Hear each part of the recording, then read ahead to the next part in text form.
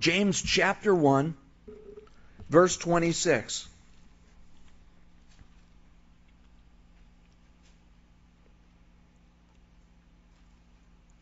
He says, if anyone among you thinks he's religious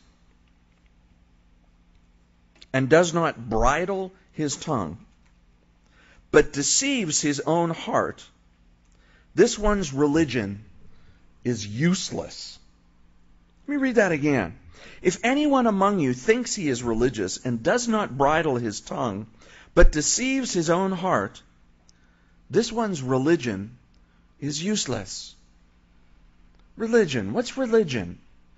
Well, in my definition of religion, it's man's means and attempt to reach God. That's one of the reasons why I usually say that Christianity, in its true nature, is not a religion, because in Christianity, God reached to man. He's not sitting on the throne going, well, let's see if the people down there at Calvary Chapel can figure out how to get to me and get it right. And whoever wins, whoever gets through all the gates, like some video game or something, get past all the secret places and get to my throne, man, I'll bless them. No. Instead, God proactively reaches to us through Christ. But we do have religion. We're doing it right now. You're doing a very religious thing. You got up on Sunday morning and chose not to go to the lake, not to go to the mountains, not to go to the cabin, not to just sleep in, but to go to church. Man, that's pretty religious. We came in here and we sang songs unto the Lord to praise Him. And let me say something about that. Just so I want you to fully understand.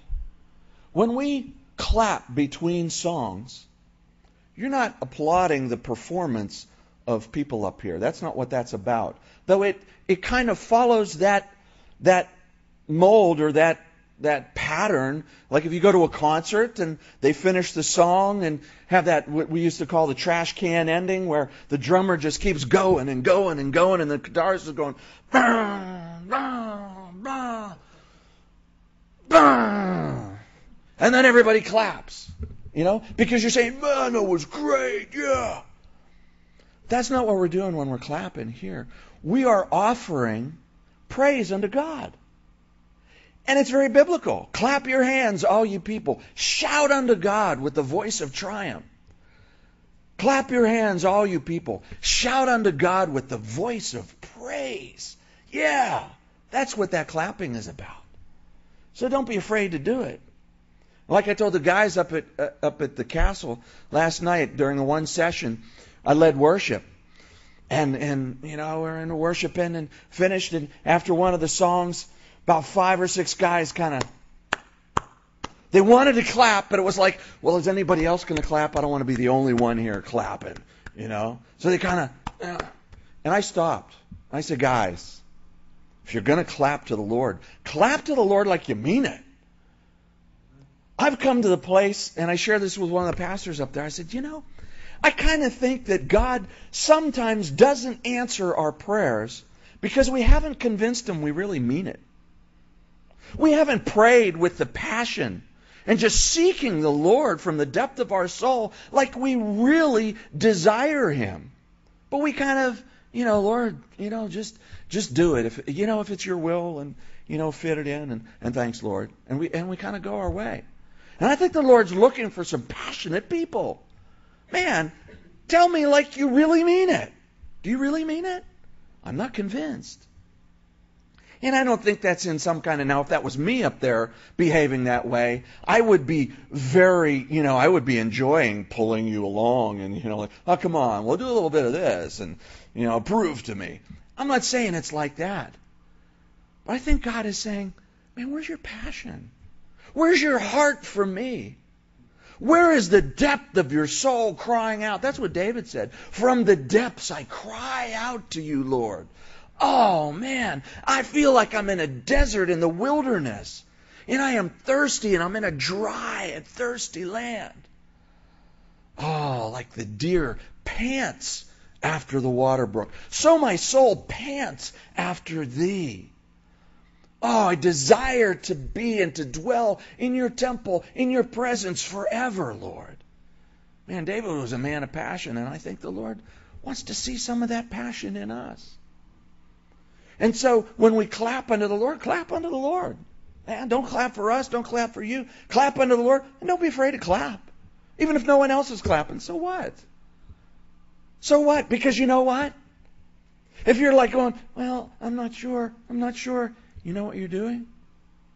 You're concerned about the opinion of others here. That's the group you're concerned about. You're fearing our opinion. Oh, man, he's clapping.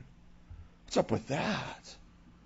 Who does he think he is? Like, okay, he was the first one to clap, so, he's really impressing us. Whatever it is, who cares? If there's a passion and a love for Jesus Christ in your heart, clap unto the Lord, shout unto the Lord, raise your hands unto the Lord, seek Him. And the other thing that we do sometimes, and it was funny because Billy and I were talking about this up at the pastor's retreat, and he was reminding me of that. In the Psalms, we find the word Selah many times, and it's a break. It's almost like an instrumental break in the music of the song. And it's a spot to say, think about this. Meditate on this. At the retreat, what we did was we had a total of 5 teachings. They're up there, and Pastor John's teaching right now. But yesterday afternoon from 1 o'clock till 5:30, it was free time. I mean, they got a gym there, they've got billiard tables and beautiful grounds, and you could go down into Franklin and hang out and do things down there. Some guys went and played golf and so forth. But one of the things I encourage people, because I spoke just before that break, just before lunch, and then the break was after lunch, was, guys, you want to do all that stuff and do it. But before you do that, get alone with God. And you've been taking notes on all the stuff we're just like cramming into your spirit and into your brain. Take those notes and sit down and think about it. Meditate upon it. Consider it. Don't just take in all kinds of information and go, yeah, I'm getting all that information, wrote it all down. Yeah, I got it now. But sit down and consider it. And that's what the psalmist means when he says Selah. Is okay, now stop and think about what I just said. And sometimes when we take a break like we did at the end of the last song and are just kind of, it's not exactly the words on the sheet that you have in front of you. We just begin to sing and just begin to Selah. It's a Selah. Think about what you just sang. Sometimes we sing songs and, man, it's familiar words and, Amazing Grace, how sweet the sound. It saved a wretch like me. Once was lost, now I'm found, Think about that. Stop and think about that for a minute. Amazing grace. Yeah, it is amazing. How sweet that sound of that word is, grace. Well, thank you for your grace, Lord. Wow. It saved a wretch. Yeah, I was a wretch.